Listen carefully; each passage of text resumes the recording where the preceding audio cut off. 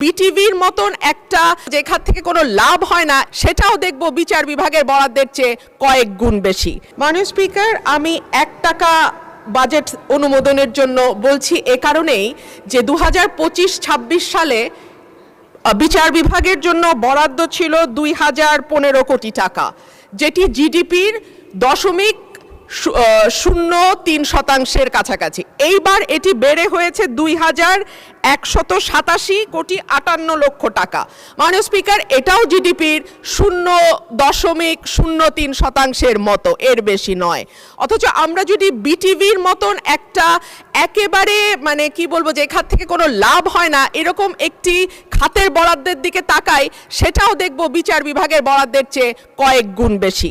মাননীয় স্পিকার, আমরা যদি আইনের শাসনের কথা বলি, ন্যায় বিচারের কথা বলি, সকলের জন্য সমান অধিকারের কথা বলি, সেটা একটা সুষ্ঠু বিচার বিভাগ না থাকলে সম্ভব হবে না।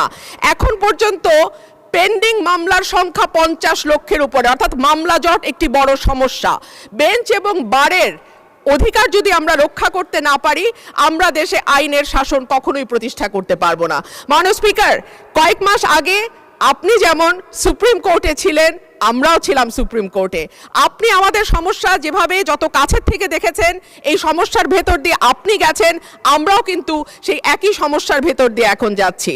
মাননীয় স্পিকার, আমাদের বারের যেই দাবিটা, যার পক্ষ থেকে আজকে আমি এখানে কথা বলছি মাননীয় স্পিকার, সেখানে বলা হচ্ছে যে আমাদের প্রতি বছর যেই ফিটা আমরা পরিশোধ করি সেটা মৃত্যুর আগ পর্যন্ত লয়াররা সেই ফিটা আর তুলতে পারে না।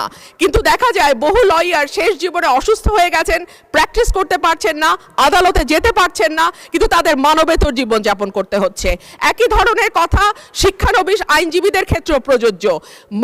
মাসে 2000-5000 টাকা তাদেরকে সিনিয়ররা দেন, কখনো দেন না। তাদের সকলের জন্য মাননীয় অসংখ্য ধন্যবাদ।